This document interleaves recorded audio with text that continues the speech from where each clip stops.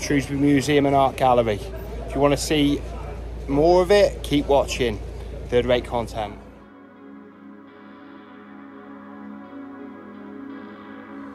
So welcome back to Third Rate Content. Today we're in Shrewsbury Museum, just off the square, and it was the former music hall. It's now been converted and has been for many years to the main museum of Shrewsbury. We're going to have a tour around it today, and I will say, anyone watching, entry is currently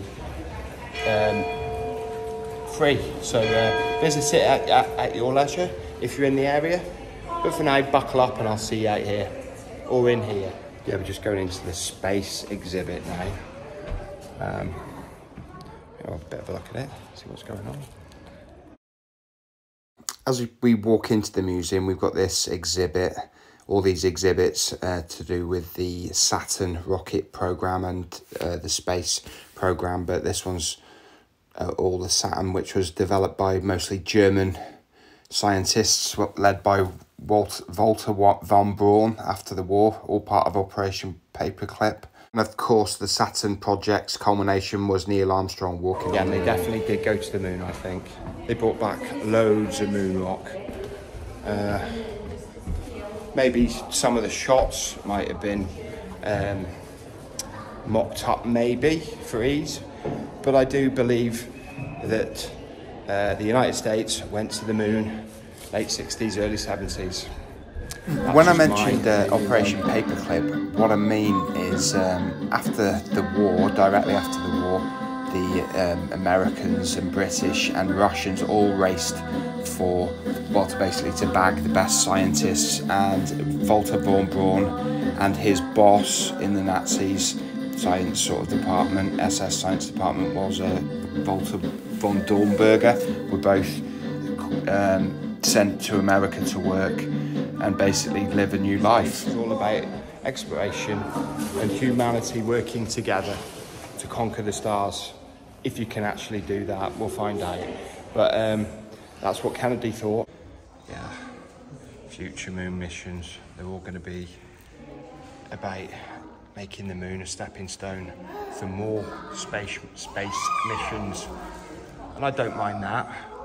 But as long as space doesn't become another war-fighting domain, because that wouldn't be great. It's really exciting that NASA's sending people back to the moon, but I'm not going. Even if they wanted me to, I wouldn't be going. King of esoteric pop music and movies. Yeah, I used to read Tintin books only because my mate had them. They weren't really something I'd ever buy, but cool artwork on some of them. Can't say it wasn't. And that did give me a lot of heartbreak as a child, I will say, easy. Yeah, that is one of my many favourite movies. Of course, Kennedy was a huge part of the programme that got the United States on the moon.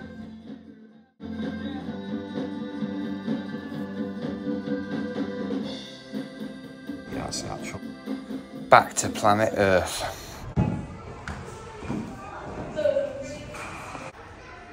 This is not part of the actual exhibits in the museum, but look at that window frame that's been bricked up a long time ago. It's old. This is an Italian shepherdess, attributed to William Adolphi, 1867 to 1875. Actually, the funeral helm of Richard Lee from Acton Burnell Church. We have visited there on this channel, and I'll leave a link in the description box. Creepy dolls. Take a big shot for the Charles Darwin drinking game. That shell, it's nice. I love the actual marbling in it. It's beautiful. Tortoise shell. That is the actual word. Scientists are currently talking about de-extincting the dodo. Fascinating, but I'll really take notice when they talk about de-extincting the dinosaurs. I don't know if that will be taking interesting to the point of ridiculousness. Tell me this guy doesn't look like a luchador from Mexican wrestling. Yeah, this mask is from Sierra Leone. Egypt It's Egyptian chabati, mummy cloth and funerary mask. This was gathered by you know, someone from the gentry probably who was doing a grand tour and brought these back as mementos. It's actual relic of the British Empire, this grandfather clock. Hand axes. Yeah, these are all from 6,000 to 24,000 years ago, these large hand axes. Although they have found some, I think it was in Africa quite recently, that were, I think, millions of years old. Yeah, the very conveyance behind me would have been how people got to work thousands of years ago in this very pretty spacious vehicle. Gone to work and fed themselves. It's quite amazing, really. Of course, it's a boat, or should I say a canoe, a sort of flat-bottom canoe, but it's got room for 3 people, and you'll catch as you go and catch your fish, or whatever it is they caught. Could have been eagles or anything. Wet mud. So the wood, a bit like the tree stumps in Wales. They're sort of petrified. Charles Darwin. Here he is. Probably advise you don't play the Charles Darwin drinking game today. A telescope. Loaned from Blunt, Henry Blunt. Used by Charles Darwin. I take it that's HMS Beagle. But I do remember this large auditorium being the actual main auditorium of Shrewsbury Music Hall a long time ago. Yeah, so the area we're in now of the museum is the Shropshire Gallery. So it's exhibits that are obviously linked with Shropshire from all ages, all kinds of knickknacks and items of interest.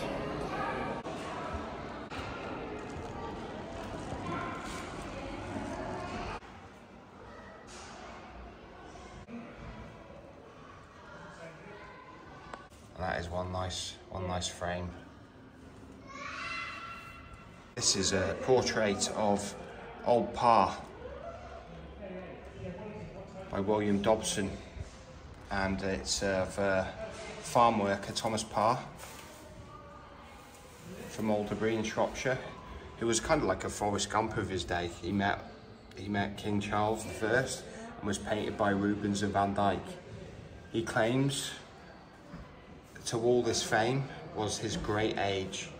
He was alleged to have married at the first time at 80 and lived to 152 and was buried at Westminster Abbey, which is quite amazing.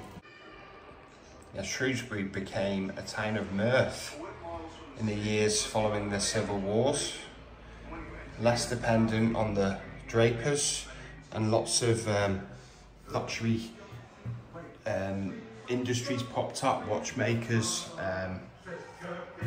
etc. You know, bookbinders, tobacconists, confectioners, coffee houses, and it was a place to promenade in the parks.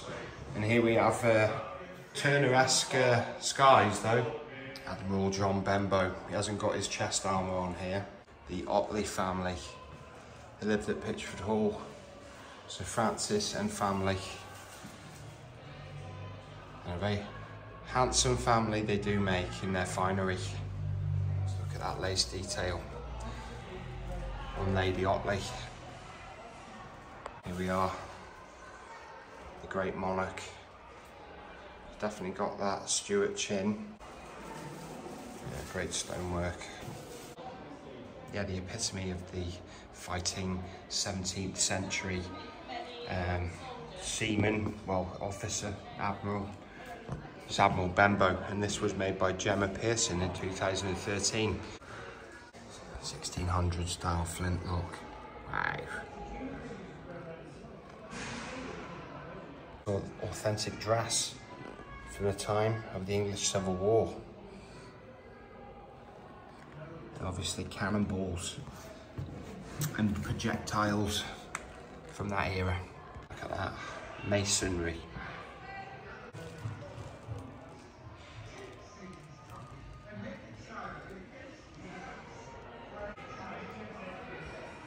The hall was demolished, and these shields that were on the decorative shields that were on the chimney were built into the cottage that succeeded it, which was right here, as you can see them in situ. But the cottage was itself demolished in 1949, and this is what's left. And I'm glad they are left. These are chimney decorations from the home of the Montgomery family, which was Ronald's Sham Hall.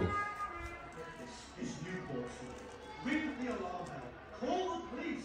I'll have him arrested and tried.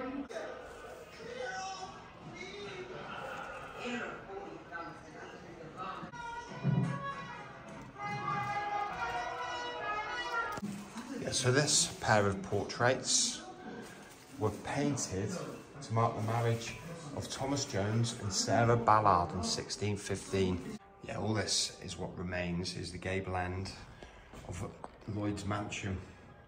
We mentioned it a couple of months ago on the Bellstone video, I think. But this is all that remains. It was demolished in 1937. Lloyd, though, was admitted into the Shrewsbury Drapers Guild. So, medieval times, Black Death in the 1300s was all spread, well, very much spread by drapery.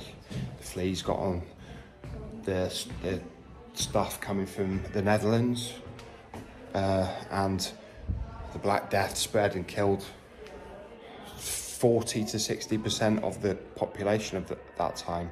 So yeah, drapery played a key role. And when you think, we were always saying Shrewsbury was the home of the drapers. Yes, I think that was a good This is some mighty fine drapery. Look at that detail. Yeah, we're walking into a sort of recreation of a bedroom here, a medieval bedroom. Let's have a closer look. And then we're going into the medieval gallery and the medieval part of, wow. Hope this music's not copyrighted. Yeah, it's worth coming visiting, just to see these timbers really, but there's so much more. And I would say it's worth the price of admission.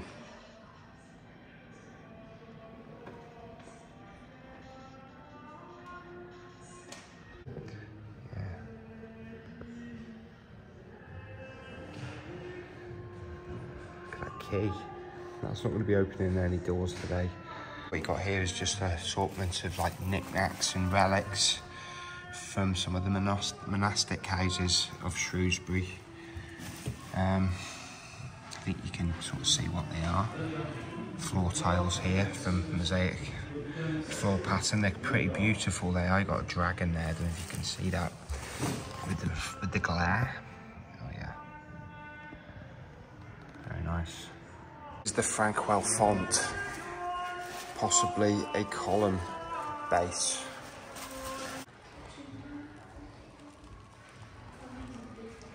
Yeah, these are rectory pulpit panels, St. Winifred and St.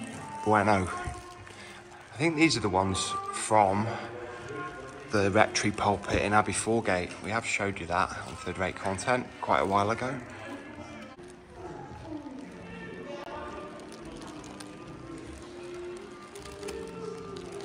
Yeah, we have seen this before, but I think it's always very interesting to look at it again. This is Shrewsbury Castle in the 11th century, the 1000s, so shortly after the Norman invasion. Of course, the Normans uprooted the populace of what was Shrewsbury then, who mostly lived on the what is now Laura's Tower. They uprooted them, built their Motte and Bailey Castle, and the town of Shrewsbury started to spring up, although there wasn't a huge amount at this point, because Obviously, Shrewsbury being a floodplain, other than the two hills, people had avoided living here throughout the ages until this point. The stone head of Roger de Montgomery, the founder of Shrewsbury Abbey, or he instructed for it to be founded, and it's in much better condition than the actual head of his memorial in the Abbey in Shrewsbury. Get a much more better idea of his countenance. Pretty good cheekbones. They're chiselled anyway. Lol.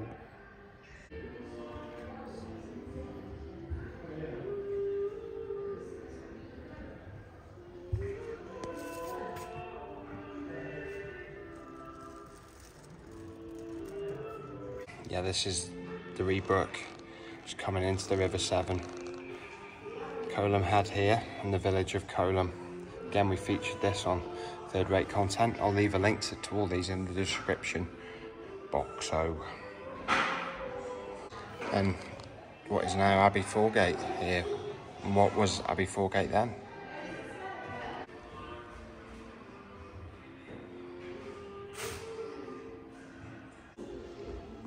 Just look at the masonry, and you can see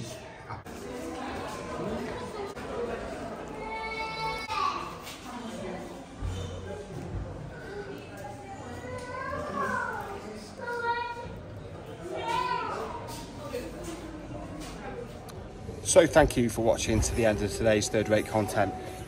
You might, the eagle-eyed amongst you might notice a bit of a continuity error. I'm wearing completely different clothes to what I was wearing in the video.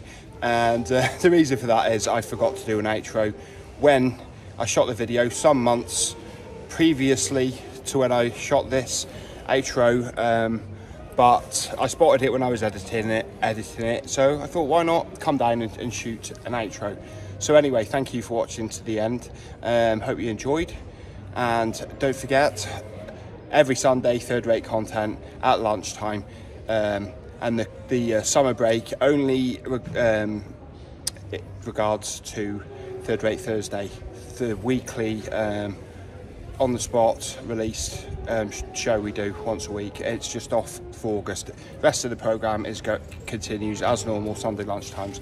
Anyway, when people are watching this in years to come, hopefully, none of this will matter, so I'll shut up now. So don't forget to leave a like, subscribe though, and by all means, do leave a comment. I do love a good comment, a reply where applicable. So if I don't see you soon, I'll see you 3 times as soon. Third Rate Content signing out. Bye bye.